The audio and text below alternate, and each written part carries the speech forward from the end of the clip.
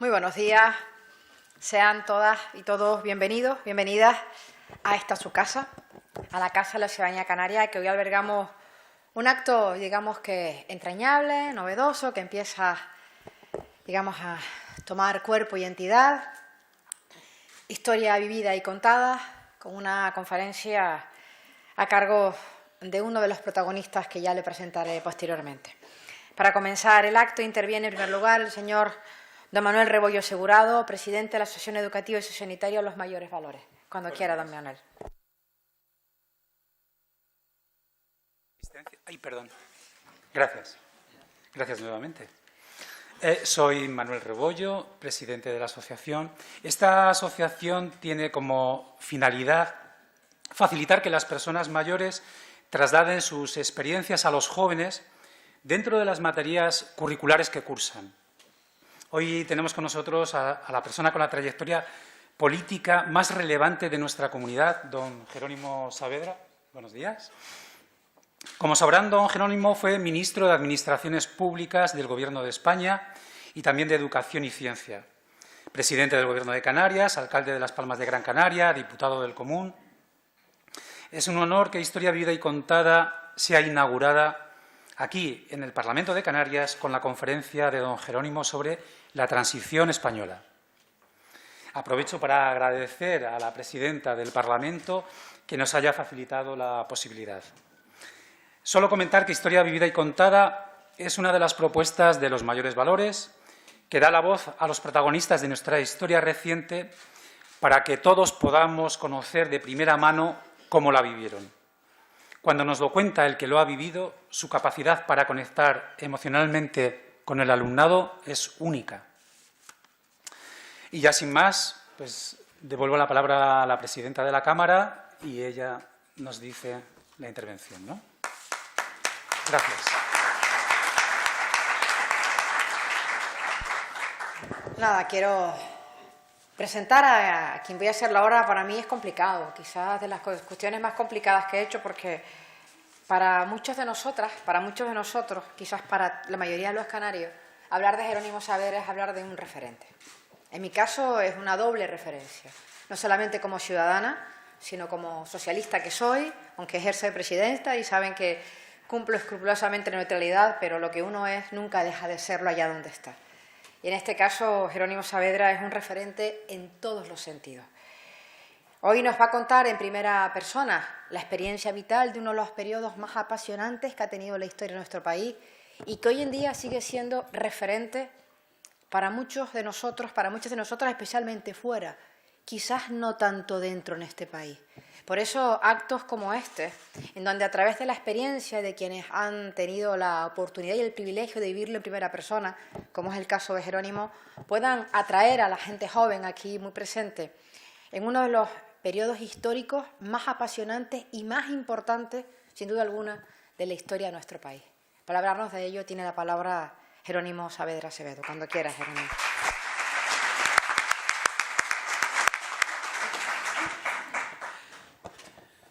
Muchas gracias, presidenta. Presidente, buenos días a todos. Yo soy de los que sigo el viejo lenguaje sin complejo alguno, porque el abrazo a todos y al pueblo también es pueblo.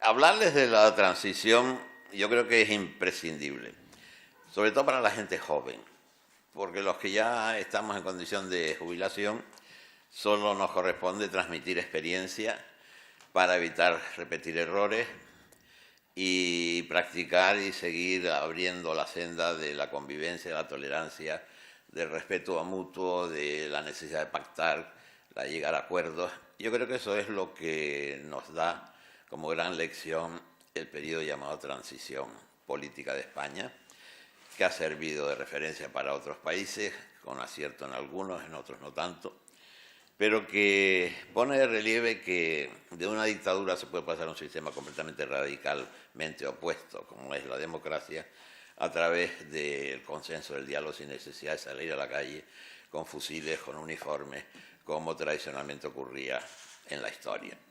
Nuestro vecino Portugal fue el último ejemplo en el que de una dictadura se pasa a una democracia, pero es el ejército el que sale a la calle, son los ciudadanos, no los que conquistan esa democracia, sino es el ejército, y de ahí colocan los claveles en las bocas de los fusiles.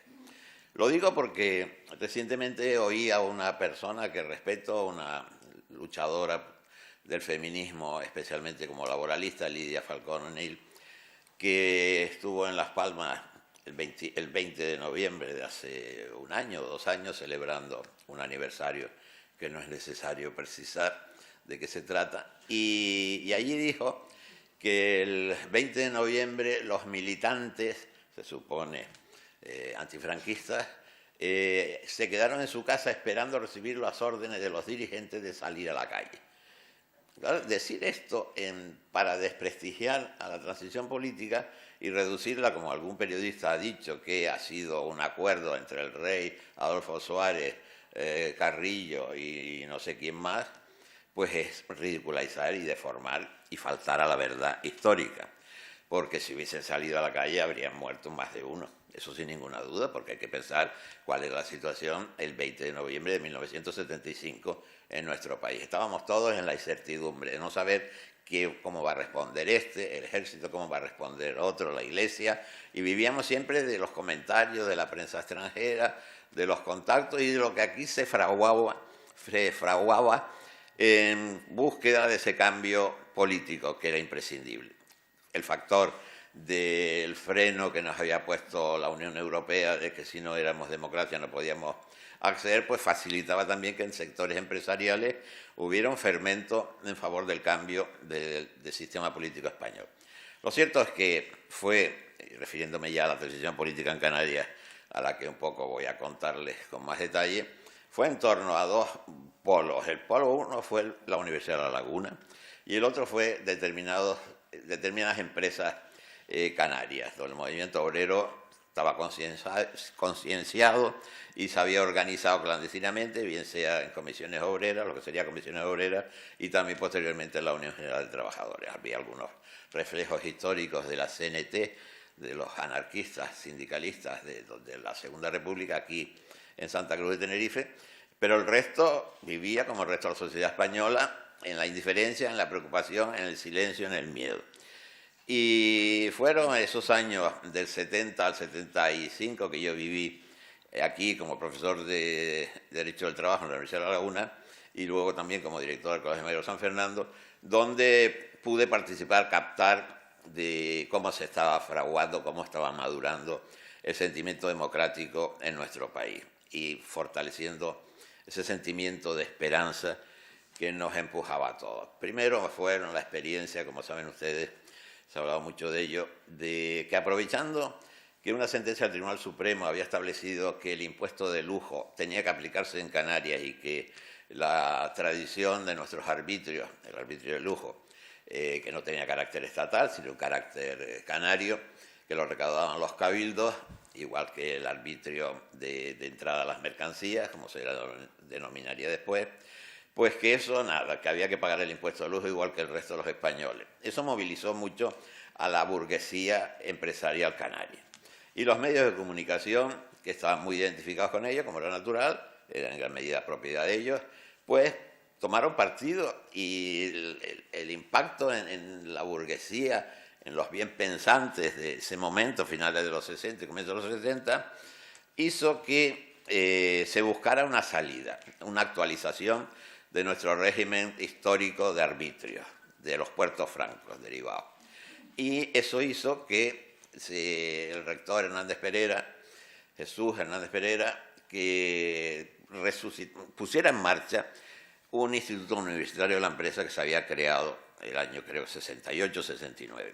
Habíamos llegado nuevos aquí como profesores de Derecho, el profesor de Derecho Mercantil, Rafael Jiménez de Parga, que nos conocíamos del movimiento de profesores no numerarios en Madrid, etcétera, de los años 60, y me dice que el rector la ha pedido poner en marcha y que yo, como soy el único que tengo estudios de organización de empresas como complemento de los jurídicos, pues que sea el secretario del instituto, y entro en contacto, montamos el primer curso de formación para ejecutivos de empresa de Tenerife, y tuvo un gran éxito, y al final de ese año, primero, 70-71, pues empieza la polémica sobre qué va a pasar con nuestra fiscalidad canaria, nuestra economía, nuestros puertos francos.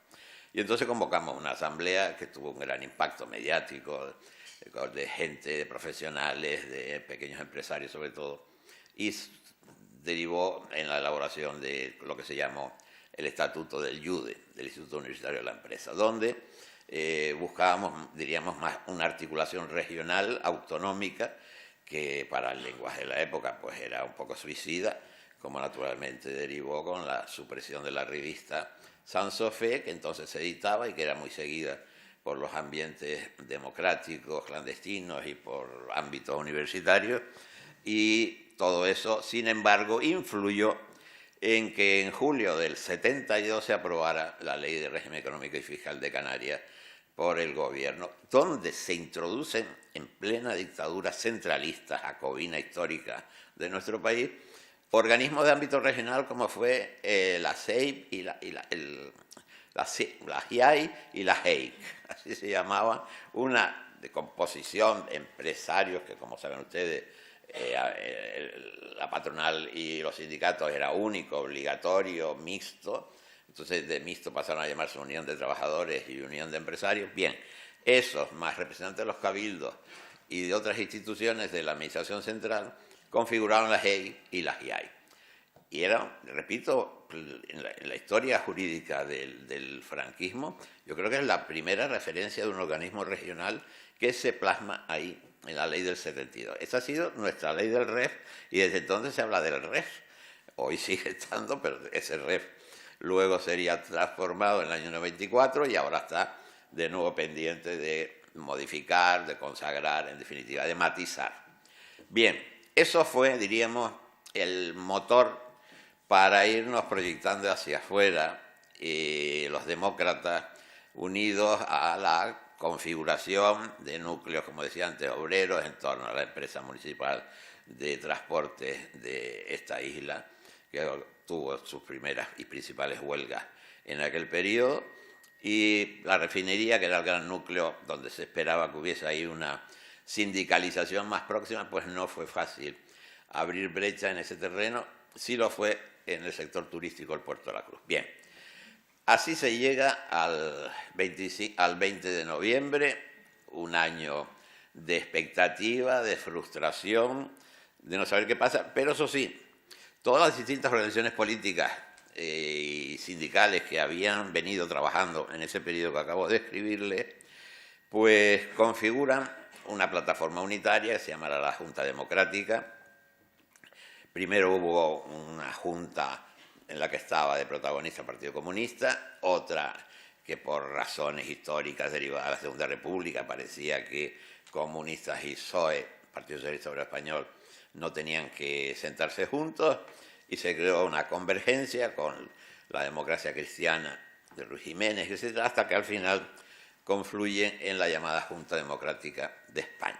Bien, el 29 o el 30 de junio del 76 acudo a Zaragoza a una asamblea del Partido Socialista Obrero Español y de la Unión General de Trabajadores. Antes, unos meses antes, a mí me habían elegido miembro de la Ejecutiva Confederal de la UGT, en un congreso, el primero tolerado, donde era un país que no tenía la libertad sindical y que, sin embargo, Fraga tuvo el buen detalle de hacer la vista gorda y celebrarse la Semana Santa de ese año 76 en Madrid, el primer congreso de una organización democrática y además histórica como era la UGT. Y ahí me eligen como profesor de Derecho del Trabajo, que era pues responsable de prensa y comunicación para hacer los editoriales de la revista de la Unión General de Trabajadores. Y me manda la Unión General a Zaragoza, a esa asamblea, para tratar de poner paz y tranquilidad, y el partido envió a Chiqui Venegas, que estaba también en la Ejecutiva Federal, desgraciadamente desaparecido, un gran amigo y compañero. Bien, y al salir nos fuimos a cenar para esperar coger el coche y volver a Madrid, y en la tele, en el restaurante, ha cesado del señor Arias Navarro como ministro. Ya todos nos quedamos sorprendidos. ¿Ahora qué va a pasar? Las esperanzas giraban en torno al hombre liberal que era el ministro de Asuntos Exteriores del momento, Areilza. Pero no sabíamos cómo el sistema de nombramiento del gobierno era complicadísimo. Consejo del Rey, una propuesta, el rey, ya rey Juan Carlos, era el que designaba. Y con esa esperanza nos fuimos, esperábamos, el mes de julio, creo que fue el 6 o el 7 de julio, la sorpresa fue el nombramiento de Adolfo Suárez, que tenía un historial muy vinculado al movimiento nacional, es decir, al partido único del periodo político anterior, y que nos sorprendió a todos. Sin embargo, los contactos fueron inmediatos y se percibió que algo nuevo estábamos ahí ya configurando. Recuerdo que ese mes de julio del 76 fuimos, en representación de la Sociedad Democrática, como 20 y tantos políticos españoles, todos, diríamos, ilegales, invitados por Italia, por todas las fuerzas políticas. Estuvimos ahí con el presidente recibiéndonos. A mí me tocó intervenir en un mitin en el Teatro de la Ópera de Torino. Y a la vuelta me dice, tienes que reunirte con el ministro de Relaciones Sindicales del franquismo, del gobierno de Adolfo Suárez. Repito, finales de julio del 76. Como estaba en la ejecutiva de UGT, iba a por tratar los temas estrictamente laborales y sindicales. Y fui con Manolo Chávez, que también estaba conmigo, también de colega de Derecho del Trabajo, y nos reunimos clandestinamente en la calle Márquez de Urquijo, en un apartamento que era propiedad de Ciriaco de Vicente, que era inspector de trabajo, que había estado destinado de inspector y no sé si delegado provincial de trabajo en Las Palmas, final de los 60 y comienzo de los 70. Allí los tres me dice Enrique, el ministro, ¿qué es lo que quieren ustedes? Dos cosas. Primero, ratificar el convenio 87 de la Organización Internacional del Trabajo que reconoce la libertad sindical. Dos, el convenio también de la OIT, que en España no había ratificado, el 93 creo que era, de derecho de negociación colectiva y huelga. Y nada más, eso. Bien, mientras nosotros estábamos celebrando esa reunión, paralelamente, y vengo a describir esta complejidad de la transición, frente a esos reduccionistas, como digo, a un pacto de cuatro, que no fue verdad, que no es la verdad histórica, estaban reuniéndose otros para determinar el sistema municipal, como el sistema electoral, el sistema fiscal, las relaciones con la Iglesia. Es decir, todos esos aspectos tenían sentados en mesas clandestinas probablemente a más de 100 personas expertos en la materia, y así fue como se fraguó a lo largo del mes de agosto y septiembre lo que va a desembocar, por una parte, el compromiso del régimen en liquidación, la ley que se lleva en diciembre a referéndum de reforma política del sistema, que en ese harakiri histórico, como se calificó, fue votado por las propias fuerzas de las llamadas Cortes Españolas, que dejaron ya luego con la Constitución del 78 y pasan a ser Cortes Generales. Bien, ese fue el proceso que va a desembocar. Todo eso todavía seguimos en la clandestinidad, en la ilegalidad, los partidos y los sindicatos. Y en el tema sindical continuamos reuniéndonos con los asesores jurídicos porque el tema más complejo no era ya el tema de la ratificación de la libertad sindical, el derecho de huelga y la negociación colectiva, sino qué hacer con el patrimonio sindical. Porque el franquismo había creado un sindicato vertical único, obligatorio y mixto, como saben, y entonces se había dedicado a tener cooperativas de viviendas, cooperativas de servicios sociales, y tenía un patrimonio y miles de funcionarios que no se podían dejar en la calle. Tampoco se podía permitirlo, alguna pretensión que hubo en su momento, siguiendo lo que había pasado en Portugal, de algún sector sindical de extrema izquierda que quería apoderarse del patrimonio sindical, y aquí estamos nosotros, y sindicato único, para adelante, ¿no? Ese fue el modelo inicial de Portugal, hasta que luego la Constitución reconoció la libertad sindical. Pues bien, fueron conversaciones con jueces, asesores jurídicos del sindicato vertical, y desembocaría en las fórmulas de los funcionarios de la AIS, que así se llamaron primero, hasta luego determinar el patrimonio histórico, pero eso ya es un tema posterior a las primeras elecciones democráticas. Bien, la primavera del 77 seguimos celebrando congresos más o menos clandestinos, pero ya a primeros de año se reconoce la libertad de partidos políticos, excepto el Partido Comunista. Más que libertad, el reconocimiento de los partidos que ya había y la posibilidad de crearse otros. Y esa exclusión fue eliminada, como saben, en la Semana Santa del 77. Pues bien, en abril del 77 es cuando se dictan unos decretos leyes de ratificación de los convenios de la OIT que he mencionado, y también sale de ahí la normativa que sigue vigente con las depuraciones que hizo el Tribunal Constitucional, la regulación del derecho de huelga en nuestro país. Ese, diríamos, y de ahí nos ha pasado, porque luego vendrá la Constitución y ya me referiré más concretamente a ese tema, pero no hay una ley de huelgas en España hecha por la democracia, bien porque no ha interesado a los sindicatos hacerla, o porque era muy difícil, o porque es innecesaria. El Tribunal Constitucional ha ido interpretando perfectamente el uso del derecho de huelga y determinar dónde están los límites, ¿no? Bien, de ahí, en Canarias, cada cual tira por su lado, diríamos. A mí me toca estar en el Congreso primero del Partido Socialista Canario, que se celebró en un cine de Tafira Alta, en el municipio de Las Palmas de Gran Canaria, tal día como hoy, el día de San José, casualidad. Fue un fin de semana, y ahí yo no era el previsto para ser secretario general, porque a mí me habían dicho que tú, como laboralista, estás en la dirección del sindicato, vas a seguir dedicándote al tema sindical. Y sin embargo, pues esos desacuerdos y tensiones de las que somos expertos los socialistas en nuestros congresos, pues al final me dice, no, si Las Palmas se pone, dice, si Tenerife se pone de acuerdo, nosotros votamos a Jerónimo, aunque esté viviendo en Tenerife como profesor de Derecho del Trabajo. Y así fue.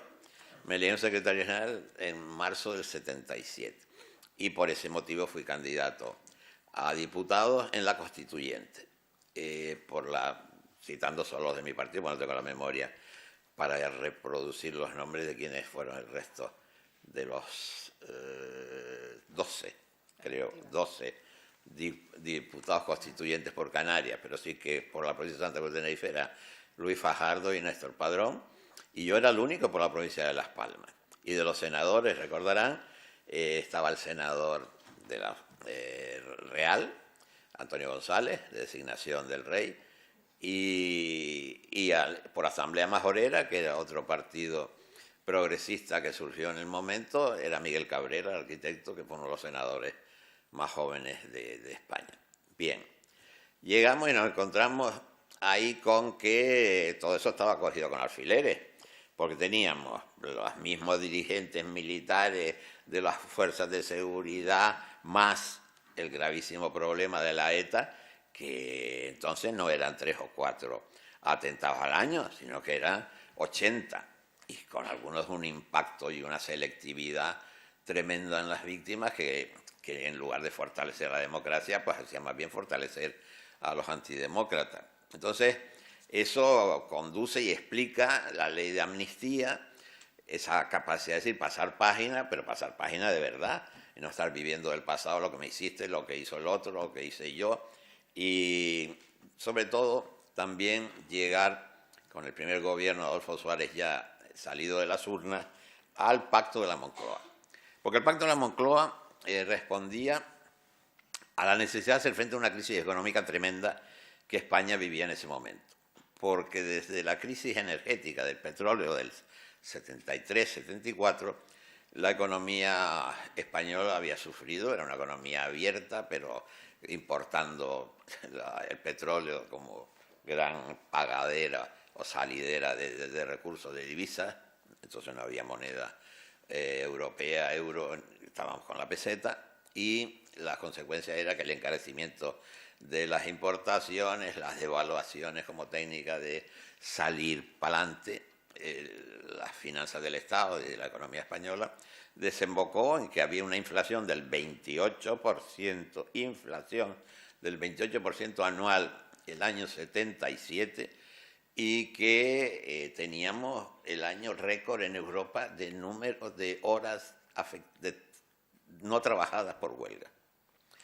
En definitiva, una situación que es admirable, que a pesar de esas circunstancias de terrorismo por una parte, y otra cosa que no tiene nada que ver con el terrorismo para que no haya malas interpretaciones, de crisis económica y de una acción sindical que salía a la luz sin experiencia de negociación colectiva como tenían el resto de los sindicatos europeos, pues querían mantener el poder adquisitivo ante una inflación de ese calibre, pues era muy difícil. Entonces se hacen los pactos de la Moncloa donde no están presentes los sindicatos. Y los sindicatos, en ese momento yo estaba también, seguía en la dirección, hicimos, no digo el teatro, pero desde dentro sabíamos que estábamos haciendo teatro, es decir, no aceptamos el pacto de la Moncloa porque no nos llamaron a negociar, y el pacto de la Moncloa decía que el año siguiente los convenios colectivos no podían subir del 22%. Los salarios, 22% del 20%, para ir bajando el IPC, el índice de inflación, paulatinamente, no de golpe, sino poco a poco. Y ese fue que por mucho se dijo no a los pactos de la Moncloa, luego las huelgas bajaron considerablemente el año 78. Y en el año 78 nos dedicamos de lleno a elaborar la Constitución. Y a mí me tocó, como laboralista, intervenir en el debate final en el Congreso, creo que fue el 30 o 31 de octubre del 78, antes de pase a la aprobación final del Senado, de intervenir frente a algunas enmiendas que había en relación con dos artículos. El artículo 28, que es el de la libertad sindical y el derecho de huelga, y el artículo 36, que había una pretensión de los sectores más conservadores de, con el único antecedente que había en Europa, que era la Constitución alemana de la República Federal, entonces de Bonn, pues el cierre patronal, el lockout, estaba consagrado a nivel constitucional, junto con la huelga. Y eso era inasumible porque en ningún otro país. Quizás eso se puso en la Constitución como consecuencia del final de la Segunda Guerra, igual que se impuso la congestión para controlar las empresas siderúrgicas y evitar que volvieran a sentir tentaciones de armamentismo, etcétera, etcétera. Lo cierto es que en España no tenía explicación y se buscó una salida que en definitiva no significa reconocimiento del derecho de cierre patronal, como si está como derecho fundamental el derecho a la libertad sindical y el derecho de huelga. Ese fue uno de los artículos en los que tuve el placer o el honor de participar en el debate constitucional. Y luego eso desembocaría en la fase preautonómica, como saben, que llevaría en abril del 78, o antes de aprobar la Constitución, la fase preautonómica a la creación de la Junta Preautonómica de Canarias hasta mayo del 83, que celebraríamos las primeras elecciones a esta institución, aunque tuvimos unos meses provisionales en esta antigua sede del Conservatorio de Música y anteriormente de la Diputación Provincial de Canarias, provincia única. Este es resumida la experiencia de la transición. Algunos dicen que la transición no concluye y probable que lo tenga, porque no podemos olvidar que con la aprobación del 78 no se arregló todo, está claro. Lo cierto es que después de la Constitución del 78 vino el 23F Y el 23F también me cogió a mí allí en el escaño, el año 81, y eso sí desembocaría con el gobierno de Leopoldo Calvo Sotelo, el primer pacto autonómico del gobierno de la UCD con el Partido Socialista Obrero Español, principal partido de la oposición. Lo digo porque la cultura de pactar no se acabó con el paso de dictadura a democracia. La cultura de pacto es necesaria en toda sociedad. Y si es necesario luego, ese coloquio, me explayaré, a lo mejor diciendo cosas impropias, pero como soy libre, no pertenezco a ningún partido en este momento hasta que me cambie de posición institucional. La presidenta del Parlamento me mira así como sorprendida, pero bueno. Estoy acostumbrada. Está acostumbrada. Entonces, el pacto del 81 es consecuencia del 23F. ¿Y qué se pone ahí? Un poco coto configurar a cierto desmadre que se está produciendo en el tema autonómico, donde cada provincia quería ser una comunidad autónoma. Recuerden el episodio de los de León, que no querían pertenecer a Castilla y León, etc. Luego aparecerían comunidades como la de Murcia, que no se sabía si tenía entidad, o la de La Rioja, o de Cantabria, etc., ¿no?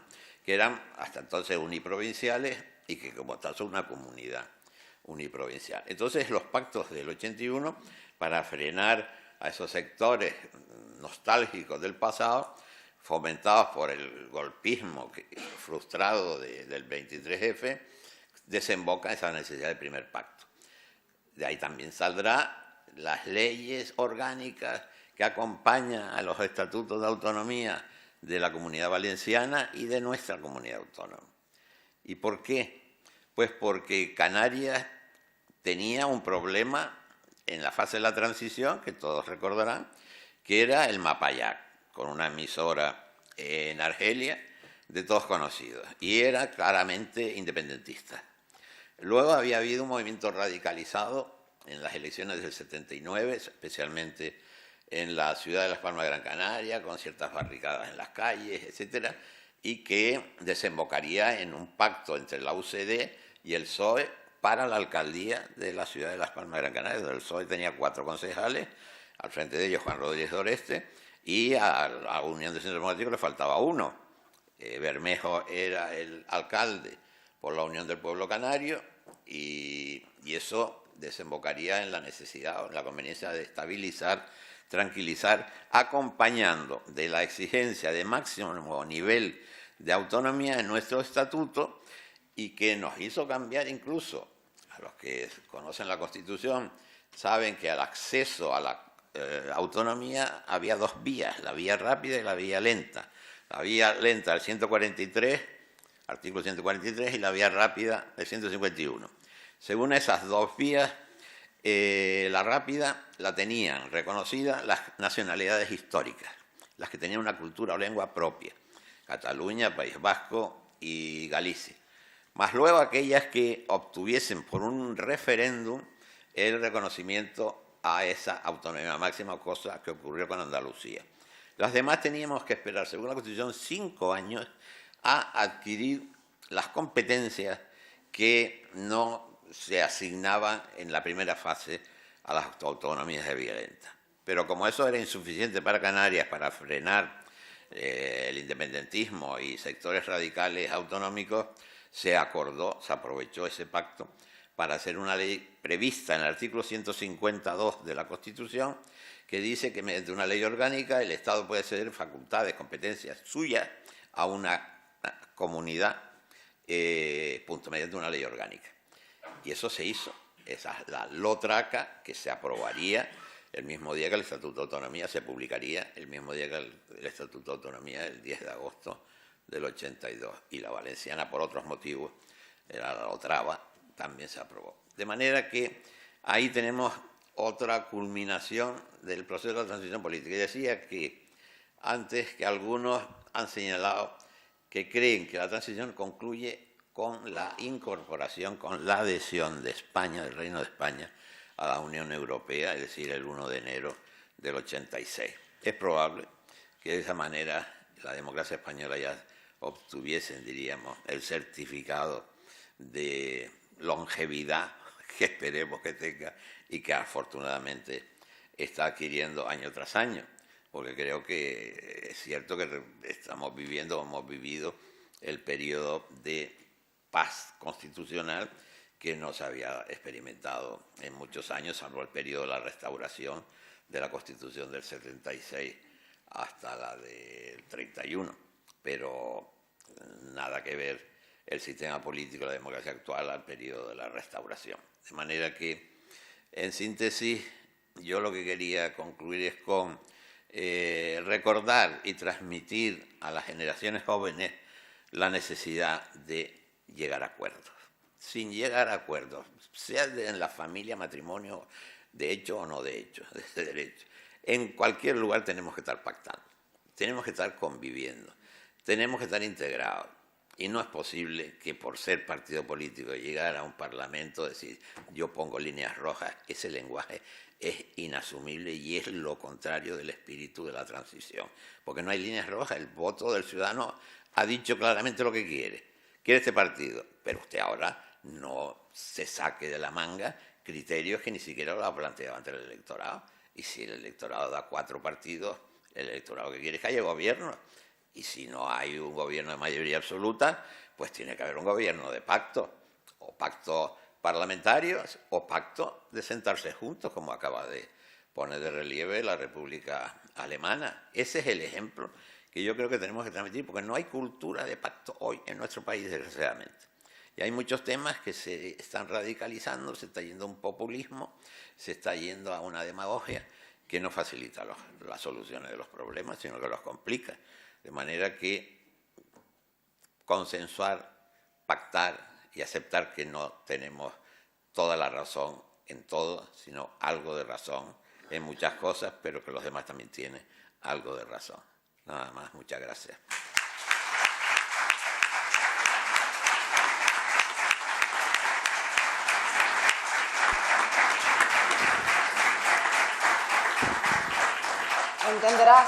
Entenderán quienes aquí lo han escuchado y quienes nos siguen a través de las redes, porque es y sigue siendo un referente, ¿no? En todos los ámbitos y en todos los sentidos. Antes de abrir un coloquio, que imagino que querrán y que también nuestro ponente Jerónimo estará encantado porque no lo rehúye, antes al contrario, lo provoca, en el mejor sentido de la palabra.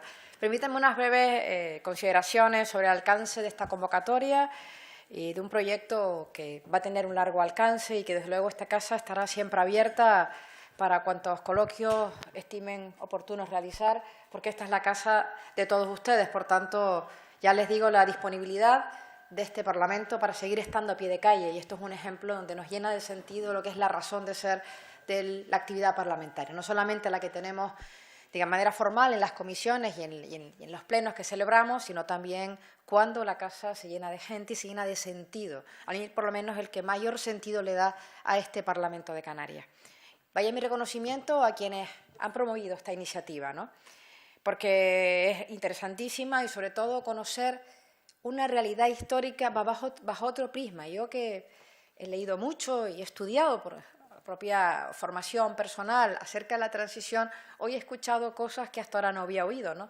Porque siempre la intrahistoria nos dice mucho más a veces que la propia historia, o acompañada de la historia te da otra perspectiva, sobre todo del ámbito político-institucional y de cómo fueron aquellos días, ¿no? Me gusta decir que la actividad política debe ser un ejercicio constante de pedagogía. Hoy es un buen ejemplo de ello, ¿no? Unos tiempos en los que la política puede generar desafección, nada mejor que acercarla, que conocerla, en este caso de mano de uno de sus protagonistas, un periodo, como ya he dicho antes, creo que de los más apasionantes que hemos tenido, ¿no? Y sobre todo haberlo hecho a través de la historia que nos ha contado hoy Jerónimo Saavedra, una de las personalidades más relevantes que ha tenido y tiene Canarias, y que encarna muchas cosas. A mí personalmente un orgullo, ¿no? Un orgullo de haber contado con él y seguir contando con él en sus reflexiones y en sus historias que también tiene que seguir contando, ¿no? Jerónimo nos ha enseñado muchas cosas. Yo creo que nos ha enseñado la nobleza de la política, a pesar de las actividades, la necesidad constante de articular consensos ya sabía que lo iba a decir, y a tener por encima de cualquier postulado a Canarias y a su gente por delante. Iniciativas como la que hoy inauguramos, que comparten y tratan de despertar el interés y conectar la parte académica con la parte experimental, vital de la vida, yo creo que es un gran paso hacia adelante. Una persona que nos comparte sus experiencias vitales o profesionales tiene una capacidad única para interesar, en este caso, a los más jóvenes, de qué fue lo que pasó por aquel tiempo, ¿no? Nuestra Constitución cumple este año 40 años. 40 años de existencia, 40 años de convivencia democrática, 40 años de ejemplo de diálogo y de generosidad, que sin embargo hoy parece que ese diálogo y esa generosidad está poco presente. Y coincido plenamente con Jerónimo en que la generosidad, el pacto, el acuerdo, el tender puentes de entendimiento tiene que ser una constante en todos los aspectos de la vida. Y también en el político es nuestra obligación, como responsables públicos que somos, tener esos puentes para llegar a acuerdos, porque 40 años después sigue siendo absolutamente necesario, como lo fue por aquel entonces, la renuncia individual para alcanzar el consenso colectivo. Ese espíritu del 78 creo que es más necesario que nunca hoy en este país y también en esta tierra. El diálogo, la participación, el entendimiento, sin él difícilmente podremos avanzar. Ya vemos que cada vez los parlamentos son más plurales, más diversos, porque más diverso y más plural es la sociedad a la que representamos. Desde esta institución que representamos a la ciudadanía en Canarias, vamos a seguir, como he dicho antes, abriéndoles los brazos, abriéndoles nuestras puertas, nuestras ventanas, para quienes acreditan inquietudes, sensibilidades, ampliar los conocimientos y familiarizarse con los propósitos de esta actividad noble y tan necesaria en esta actividad. Saben que tienen las puertas abiertas, les auguro éxito, les deseo además éxito y desde luego ojalá que el espíritu del 78, donde lo imposible fue maravillosamente posible, siga siendo posible en este país y también en esta tierra. Muchas gracias.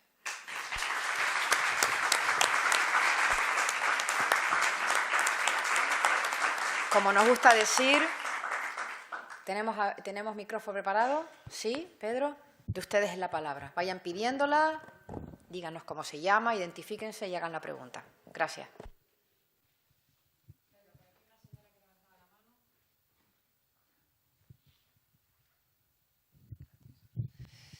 Buenos días. En primer lugar, felicitarle y dar las gracias al señor Jerónimo Saavedra, a que todos y todas creo que admiramos. Mi pregunta es cierto, claro, cumple nuestra Constitución va a cumplir 40 años de vigencia. ¿Usted está de acuerdo? Y si es así, ¿en qué aspectos fundamentales piensa que deberíamos o se debería de renovar, de hacer cambios? Cambios en la Constitución, ya que sí.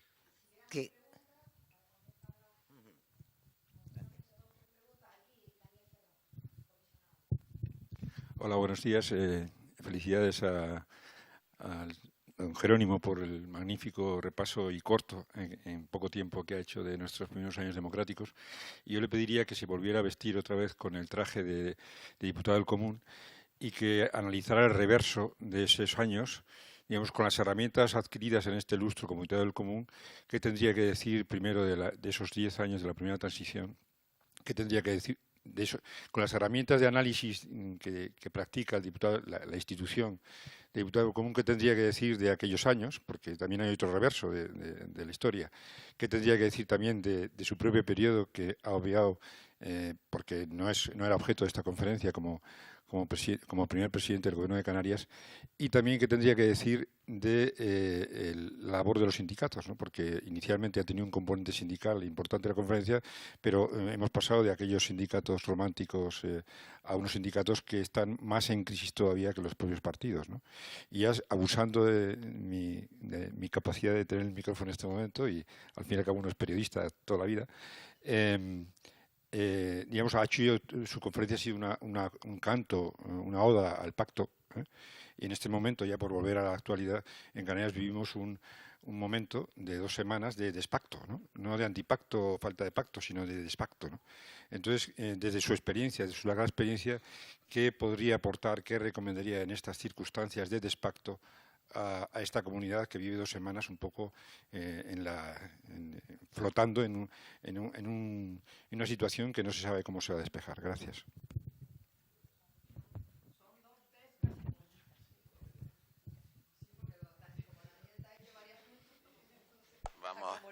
Vamos a la primera. Cambios constitucionales. Yo el pasado 22 de enero fui convocado como expresidente de esta comunidad a la comisión especial que se ha creado en el Congreso de los Diputados para estudiar la organización territorial del Estado y las posibilidades de cambio. Y allí manifesté qué es lo que creo que hay que reformar de la Constitución. De la reforma de la Constitución yo planteé puntos muy concretos. El tema de Estado autonómico, la posibilidad de simplificar el bloque de competencias, que hay 3 en la Constitución, o hay 2, pero que permite una tercera, y reducirlas a 2, es decir, competencias exclusivas del Estado y competencias exclusivas de las comunidades autónomas, y evitar ese abuso que se ha hecho por parte de los gobiernos centrales a la hora de legislación básica. Y claro, la legislación básica para unos es hasta aquí, para otros hasta allí, y eso ha generado que muchos parlamentos autonómicos o gobiernos autonómicos hayan planteado recursos de inconstitucionalidad ante el tribunal, que se ha visto sobrecargado de una cantidad de recursos que no tenía por qué producirse si se simplifica esa triple división que hay en la Constitución del título 8º. Segundo punto, la reforma del Senado. El Senado, yo creo que es mejor una Cámara unilegislativa, una sola, el Congreso, y que el Senado sea modelo alemán, de una composición de 30 a 50 miembros, no los 270 más o menos que tiene actualmente, para repetir cansinamente. Yo, como he sido portavoz también en el Senado, pues llegaba en la oposición, ¿qué enmiendas presentamos en el Senado? Las que no han salido en el Congreso y vuelta a repetir la misma argumentación, un debate innecesario, inútil y costoso, ¿no? Entonces, reducirlo y que sean ya eso es una cuestión a determinar si los eligen los parlamentos autonómicos o los eligen los gobiernos autonómicos. Es una cuestión abierta a la negociación y al pacto constitucional. Y el tercer punto, hablé incluso la supresión del término provincia. Como saben, hay comunidades que tienen cientos, hay 8.000 y pico municipios en España, y hay comunidades que frente a los 88 que tenemos en Canarias, pues hay comunidades con 2.000, 1.000 y pico, Castilla, León, La Mancha, etcétera. La Rioja, pues tiene una... Entonces hay municipios con 100 o 50 y tantos habitantes que no pueden tener ni un policía, ni un habilitado, un secretario interventor. Entonces esas tareas, dice, es lo que tiene que cubrir la Diputación Provincial. A mí me parece muy bien que esas necesidades las cubra alguien. Entonces los funcionarios de las diputaciones y esas funciones que pasen a depender, a integrarse en los gobiernos autónomos, en la administración autonómica, se mantienen las funciones y se suprimen 1.000 cargos públicos de diputados provinciales que no hacen falta para nada. Esa sería la segunda respuesta. Tercero, el tema de utilizar para el tema catalán la posibilidad del 152 al que he hecho referencia antes, que no se sabe, no está regulado por ninguna ley, no hay tribunal constitucional que diga. Hubo un ponente, Miguel Rodemiñón, que fue en la primera comparecencia y que dijo, me lo leí y dije que no compartía ese criterio, que decía que el 152 había sido el sumidero textual, el sumidero por el que se habían marchado las competencias del Estado. La frase es así, sumidero. La verdad es que no, yo solo conozco las experiencias de la Otraca y la Lotrava, no, yo no sé qué otras leyes se hayan hecho en base al 152. Y el tema financiación no requiere cambio constitucional, eso es ley orgánica y punto. Y el sistema electoral también podría, aunque también es una ley orgánica y que no requiere, salvo si rompemos la circunscripción provincial, que es lo único que dije yo en Canarias, no hay provincia nada más que electoralmente, nada más. Y aquí había provincias, había mancomunidades interinsulares, desaparecen con el Estatuto de Autonomía, luego no habría ningún inconveniente en la supresión de la provincia como órgano político, ¿no? Las funciones y los funcionarios que sean absorbidos por la institución. Me parece que no dije más cambios constitucionales, porque luego sí quiero anticipar, aunque esto desate críticas, pero soy sincero y como profesor de Derecho digo, y si hay constitucionalistas aquí, creo que coincidirán conmigo. Se está hablando de blindar en la Constitución derechos que no son fundamentales. Y cuando se dice blindar, es decir, ponerlos en la misma categoría de los derechos fundamentales que, como ustedes saben, están ahí hasta el artículo 29. Todo bien los demás, que son derechos que tiene el ciudadano español y que se complementa con el artículo 9, el deber de las administraciones públicas de remover los obstáculos, principios informadores, etcétera, de todas las leyes, pero ser derecho fundamental, que es blindar, significa que un ciudadano puede ir a un tribunal y, como hoy, porque sufre una limitación en el derecho de huelga, sufre una limitación en el derecho de asociación, en la libertad de expresión, etcétera, la libertad religiosa, y el tribunal ordena y la administración o el particular tiene que pagar, reparar el daño, ¿no? En cambio, ¿cómo va a ir a un tribunal y qué va a decir el juez? Yo quiero una vivienda o yo quiero un puesto de trabajo. ¿Eso significa blindar? Entonces no hay, como el derecho fundamental tiene el derecho, el recurso de amparo, en el caso que los tribunales pues no reconozcan su derecho, es el único derecho protegido por un recurso de amparo ante el Tribunal Constitucional, el derecho de la igualdad, ¿no? Entonces blindar, repito, ¿para qué están hablando de blindar? ¿A quién quieren confundir? Qué demagogia, técnicamente que yo no creo que haya ninguna constitución en el mundo donde diga que el derecho al puesto de trabajo es un derecho fundamental y me lo tiene que dar usted. Si no me lo da la administración, me lo tiene que dar el juez. No, claro, porque digo, son declaraciones impropias para el lenguaje político que hoy domina nuestro país. Eso en cuanto a mi colega comisionado, desde la experiencia de los 6 años y cuarto diputado del Común, yo siempre he hecho referencia y alguna vez han saltado que hay buenos funcionarios y hay malos funcionarios. Entonces, en las quejas, en unos casos tú compruebas que el cargo político es bueno, funciona, o es malo y no contesta, pero también a veces no es el cargo político el responsable, sino el funcionario. Y también hay que tener en cuenta que de esos 88 municipios que tenemos en Canarias, hay probablemente más de 50 que no tienen habilitados, muchos de ellos, ni secretarias ni interventores. Y entonces el alcalde tiene un concejal que tiene que consultar para preguntar a ver si esta obra es ilegal o no es ilegal, si se le dio el permiso o no se dio el permiso, y no sabe a quién acudir, a quién redacta el escrito. Entonces, esa es la situación que con realismo debo transmitir y que no tienen la culpa los políticos exclusivamente, sino que a veces también hay culpa de funcionarios. Los funcionarios también es cierto que ahora se han retraído ante la jurisprudencia frecuente en casos de corrupción de la llamada la prevaricación administrativa. Y eso también es un arma que hace que el funcionario no quiera trincarse. Si un superior político le dice, infórmeme de esto, o bien no le informa, el silencio, eso se convierte en posible prevaricación administrativa y eso también está empeorando el buen funcionamiento, lo que se llama la buena gobernanza o eficiencia administrativa.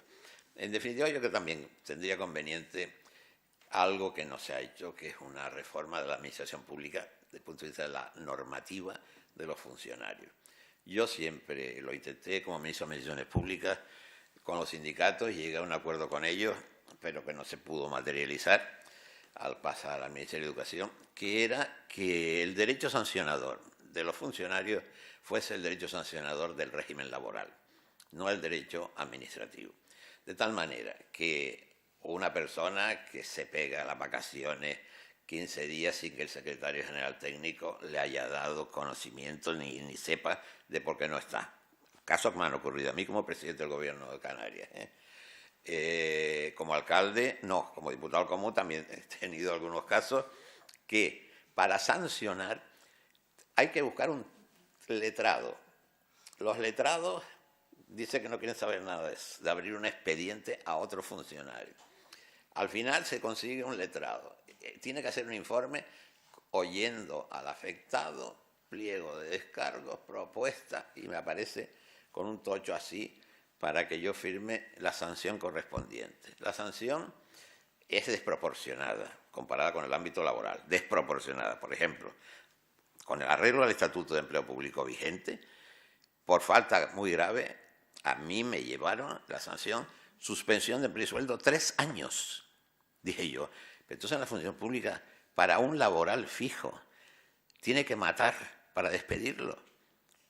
Porque en el ámbito laboral, un trabajador por cuenta ajena, si falta gravemente en el convenio colectivo donde se regulan las sanciones, el equivalente a un despido son 6 meses de suspensión de empleo y sueldo. Y resulta que para trabajar por una administración pública son 3 años de suspensión de empleo y sueldo. Entonces dije yo, cambia el informe y bájamelo a categoría de grave. Y lo grave me llevaba a 18 meses. Y fue al juzgado social, y el juzgado social encima propusimos en conciliación, decir que ya llevaba varios meses cumpliendo la sanción, pues que la dábamos por acabada y conciliación ante el magistrado. Se niega el trabajador y entonces el magistrado da por cumplida la sanción que nosotros estamos aceptando en conciliación, pero que no acepta el propio trabajador. Este es un ejemplo de la rigidez y de que encima los laborales quieren funcionarizarse. Y estamos ahí en una demagogia donde además el sindicalismo, y respondo a otra pregunta, parece que sigue el fenómeno que en América empezó hace mucho tiempo, que de la industria, que era el sector clave, no, ahora iba a ser la agricultura, donde se montó la revolución industrial y el movimiento obrero defensivo, pues fue en el sector industrial. Entonces la industria se ha ido tecnificando, ha ido adquiriendo también unos niveles retributivos muy superiores al sector servicios. El sindicato ha pasado a girar en torno a administraciones públicas, a los empleos públicos. Porque claro, llega un momento de elecciones, huelga que te pego, de basura, no voy a emplear el término de chantaje, pero una presión porque a los 3 meses va a haber unas elecciones. El alcalde, el gobernante, es difícil que resista una huelga que los medios de comunicación van a apuntarse inmediatamente del lado sindical y los ciudadanos ven que durante una semana están en las calles o los aeropuertos, las terminales abandonados. Es decir, esas circunstancias, situaciones, repito, exigen que la administración pública se modernice en una regulación del ordenamiento jurídico, como decía al principio, derecho sancionador del ámbito laboral privado y jurisdicción o justicia social a la magistratura o a los juzgados de lo social y no a lo contencioso administrativo. Y si el despido, máxima sanción, es improcedente, readmisión obligatoria. Esa era la propuesta que yo le hice a los sindicatos en el año 94, que la aceptaron, pero se quedó ahí. ¿Y qué otra? Despacto, despacto. Ah, el despacto o dispacto. Pues yo que además he sido coherente porque el primer pacto en Canarias fue el Pacto de Progreso, en el 85. Con 27 diputados me rechazaron los presupuestos del 84, los del CDS, el partido heredero de Adolfo Suárez, Lorenzo Larte al frente. Tenían 7 diputados, me parece, en la primera legislatura y por 20 millones de pesetas, enmienda a la totalidad de los presupuestos, a negociar 20 millones, se podían haber ahorrado, haber dicho que es lo que querían más, por 20 millones. Bueno, los presupuestos entonces no creo que pasaran de 1.000 millones, escasos, ¿no? Y luego el pacto de hormigón, o sea que tengo la experiencia también de pacto en el 91-93. Entonces, Canarias yo creo que es una avanzada en pacto. En dispacto, pues está también convirtiéndose en avanzada, porque gobernar sobre 18 diputados de 60 también es un milagro. Y habla muy bien del que gobierna y muy mal del que está en la oposición. Esa es mi reflexión. ajena a cualquier ideología. Como ciudadano, creo, como politólogo, si fuera, pues esa es la conclusión. O sea que lo del fenómeno de Canarias, yo creo que sigue el fenómeno nacional, en eso no se diferencian, son dirigentes que pertenecen a los mismos partidos que están presentes en la administración nacional, la administración pública y legislativa de España, y que si ahí no hay pacto, pues tampoco parece que vengan aires pactistas de Madrid, sino todo lo contrario. ¿Alguna cuestión más? Sí.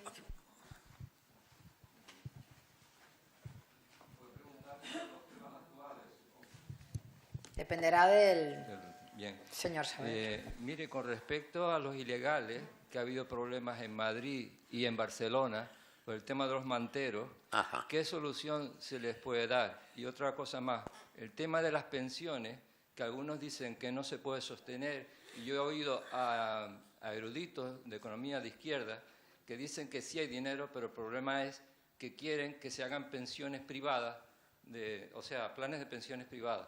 ¿Me puede responder a estas dos preguntas? Empiezo por la segunda, que es más sencilla. En el pacto de la Moncloa se suprimió algo que venía del régimen anterior, que eran las mutualidades laborales. Entonces había un régimen de seguridad social, o de seguros sociales, porque entonces no había seguridad social, estaba primero en la República, se creó el seguro de vejez, luego en el año 40 el SOBI, el de invalidez y vejez, y en el 42 se creó el seguro obligatorio de enfermedad, el SOE, sin P. Luego más tarde, en los 60, se creó el seguro de desempleo, y finalmente se creó la primera ley de seguridad social. Entonces, y combinaba la pensión de jubilación o de invalidez con un complemento que daba la mutualidad. Entonces era la cuantía, según fuese el sector más rico, menos rico, mayores resultados, los sindicatos, el sindicato vertical, o sea, en aquella época, para compensar, pues tenía un complemento de pensión de la mutualidad. Los pactos de la Moncloa suprimieron la mutualidad, suprimieron el INP, el Instituto Nacional de Previsión Social, y se creó el sistema único de pensión. En Francia y en muchos países el sistema que sigue operando es el que teníamos en España, mutualidades que gestionan la patronal y los sindicatos y que dan una pensión complementaria a la mínima que da el Estado. Y ese es el sistema que está resuelto. No hay privatización ni nada que se le parezca, porque repito que los seguros, esos complementarios, los controla sindicatos y patronal. Entonces, aquí es un tema complejo en el que esta mañana he oído en el desayuno de la mañana a uno que fue ministro de Trabajo y que ha estado fantástico explicando la complejidad del sistema de pensiones y que hay que poner más dinero. Y si no hay dinero, hay que poner más impuestos. Lo que no es posible es bajar impuestos y decir vamos a arreglar el sistema de pensiones. No se puede subir las cotizaciones a la seguridad social porque es penalizar el empleo. Si ya entre empresas y trabajadores están aportando un 30 y tantos % del salario en cotización a la seguridad social, eso es imposible de elevar porque penalizamos la generación de empleo. Entonces, la única forma es facilitar más dinero de los presupuestos del Estado al sistema y calcular perfectamente cuál es la presión demográfica, la tendencia a la esperanza de vida, la natalidad que no sube, y todos son factores que deben preocupar no tanto a los que ya somos pensionistas, aunque estemos en suspensión también de ese derecho, como a la gente joven, a sus hijos y nietos. Ese es el problema. Y conecto con la primera pregunta. Es una pena que se hayan ido los alumnos. Pues yo el jueves voy a presentar un libro de un escritor palmero, Mellini, que ha publicado, y lo voy a presentar en la Casa África, en Las Palmas, un libro sobre historia africana. Es la historia de un matrimonio entre una senegalesa y se supone que es el autor del libro, la novela o el relato. Y me ha traído a la memoria ahora los hechos de Lavapiés, la demagogia que inmediatamente se desata, los antisistemas, que lo mismo puede ser de extrema derecha que de extrema izquierda, que van a romper y lo que sea, en fin. Entonces, llevar eso a un término ideológico es arriesgadísimo y peligroso. Pero yo lo que sí quería decirle, que en la escuela hay que empezar a educar no solo bilingüe, sino también a que en el año 2030 Europa, la población europea, será el 6,7% de la población mundial. De 7.000 millones y algo más que somos hoy, estaremos cerca ya de los 9.000 y el año 2050 por encima de los 9.000 millones de habitantes. Los que más crecen es África. Se estanca Iberoamérica. África, Asia, sobre todo Asia Menor, son territorios con un PIB bajísimo, con una situación tribal y de hambre desesperada. Luego, el niño hay que educarlo a que la sociedad europea, dentro de 20 años, será una sociedad multirracial y mestiza, con todas las consecuencias que eso tiene. Y elaborar las políticas para eso, pues claro, si llega tiene derecho a una vivienda.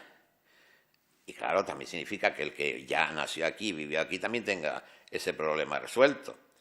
Entonces, esa globalización del problema demográfico no lo veo en los medios de comunicación ni lo veo en los discursos políticos, como si no existiera. Y no es para el siglo que viene, ¿eh? Hay un artículo fantástico en la revista Temas de este mes de marzo, que es el que me ha encendido la luz, y el panorama, la explosión demográfica, con las consecuencias socioculturales que eso significa, pero es que claro, la historia de la humanidad no es esa, es la misma, que se repite, que se repetirá. Entonces, no sé si he oído también estos días una canción del uruguayo, el cantautor Jorge Drexler, que cantaba ayer en Las Palmas, sobre a ver cómo era, la canción está dedicada a un cura judío, no, un moro judío que vivía no sé, con los cristianos, exacto.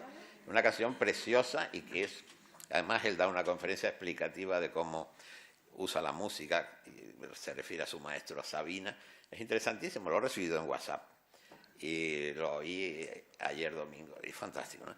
Pues eso es lo que hay que difundir y no seguir encerrados como están ahora, que cuántos llegan o no van a llegar. Pues yo cuando veo que la preocupación de Europa, que nos controle los que llegan aquí, pero es que no va a haber manera de controlar, o ustedes desarrollan África, y también es económicamente difícil, si no hay formación, si no hay educación, si no hay alimentación en la infancia, lo normal es que crucen y que traten de llegar al territorio donde hay una sociedad que le ofrece una imagen distinta. Y eso o lo empezamos a meter en la escuela, o el drama de Europa dentro de 20 o 30 años, yo no sé cuál puede ser. Si me permiten, para concluir, no sé si hay alguna cuestión más, un apunte a lo que estaba comentando Jerónimo. Nosotros acabamos del pasado año, el Parlamento de Canarias presidió un grupo de trabajo dentro de las conferencias legislativas de parlamentos y asambleas regionales europeas que denominamos Movimientos Mixtos de Población y Derechos Humanos. Entre las conclusiones de nuestro informe, que está ya a disposición, varias cuestiones. Primera, por primera vez hay más personas que se desplazan en el mundo que nacimientos en el mundo. Primera consideración, que es ya una llamada de atención. Estamos hablando, en el año 2015, 244 millones de personas desplazadas, sin calificar ese desplazamiento. Si entramos en esos desplazamientos, tenemos que de esos 244 millones, 65 millones son personas que se desplazan forzosamente. Y no solamente una cuestión geopolítica, consecuencia de conflictos en el territorio donde están, que están ahí, hay una muy importante que empieza a despuntar con fuerza, y es las causas ecológicas, las climáticas. Si le estamos asistiendo a lo que se ha denominado el desplazamiento del mundo. Si no somos conscientes de eso y Europa no es consciente de sus limitaciones demográficas propias, lo que está diciendo Jerónimo es así, ¿no? África, con 1.000 millones actualmente de habitantes, la previsión en el 2050 es que se duplique, 2.000 millones de habitantes. El crecimiento de África va a ser espectacular y nosotros, si no lo sabemos ver, tendremos dificultades para aceptarlo. Si no hay ninguna cuestión más, sí, la última para terminar, por favor.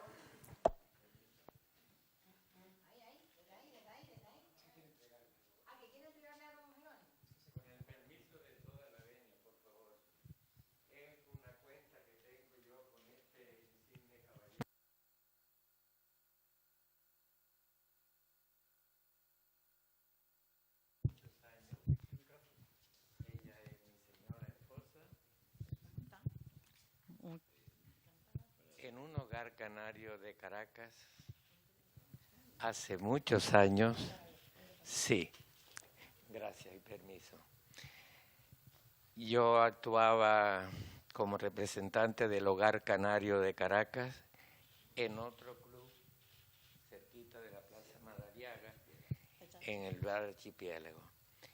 Y yo canté, en vez de coralista como soy tenor de la coral, yo canté folclore ese día y canté unas coplas y usted se ha levantado, ha tenido esa dignidad como usted es de costumbre hacerlo. Usted es muy plano, muy sereno. Pues usted me pidió el favor de que yo le escribiera en una servilleta la letra de esa copla. Entonces le traigo aquí un testimonio de la foto que usted recoge de su gran amigo y me permite que yo me exprese así y le he escrito la letra, si usted quiere yo se la puedo leer, por favor, ¿sí? Les pido disculpas de verdad. Aquí está la foto. En esta casa cabe de todo.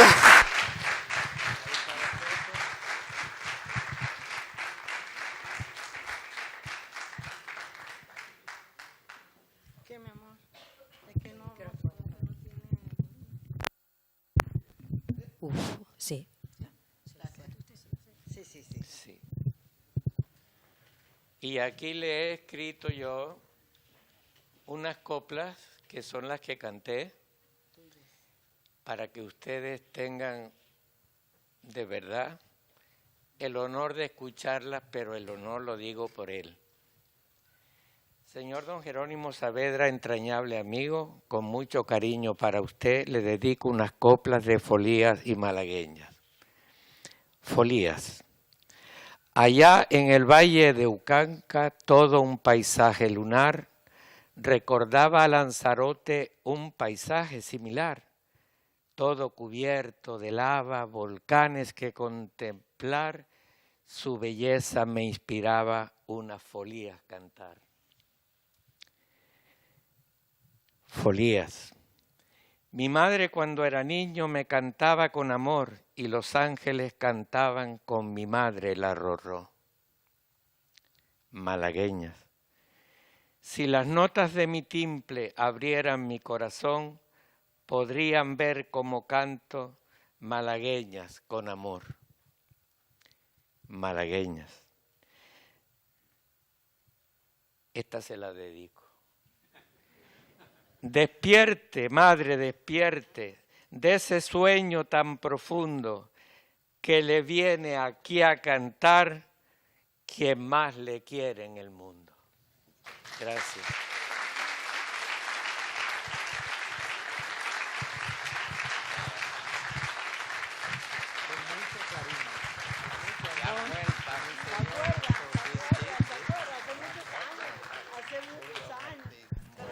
Bueno, nada. Muchas gracias. No se crea, esta casa es la casa también de usted y por supuesto la gente que también está en la que se conoce como la octava isla, que es muy parte de nosotros. Nací en el 42, fui para Venezuela en el 59 con 16 añitos. Allá pues me he tomado como amiga, como compañera, como esposa y como la que me queda cuidando hoy porque he tenido un tumor en el cerebro y estoy recién operado. Nada, muchísimas gracias, muy amable, gracias. Vamos a terminar. Termines, por favor. Un segundo. Le digo que tengo un segundo para terminar, señor. Le estoy dando la palabra. No puedo. ¿Me termine. permite? Mire, don Jerónimo, no sé si me recordará, yo soy el hijo de don Manuel, que lo quería muchísimo, el hijo de don Manuel, el Gomerito, que usted quería tanto y que apreciaba tanto. Y antes de morir me pidió darle un abrazo muy fuerte a don Jerónimo. Y le traigo el recuerdo de su ahijado Saúl, que quiere verlo, que tiene muchas ganas de verlo. Muy Por bien. favor, Dios lo Muchísimas bendiga. gracias. Estamos con usted. Gracias. Muchísimas gracias, gracias por muchas este acto. Muchas gracias, Jerónimo. Muchas gracias. Siempre levantando pasiones. Muchas gracias. Se levanta el acto.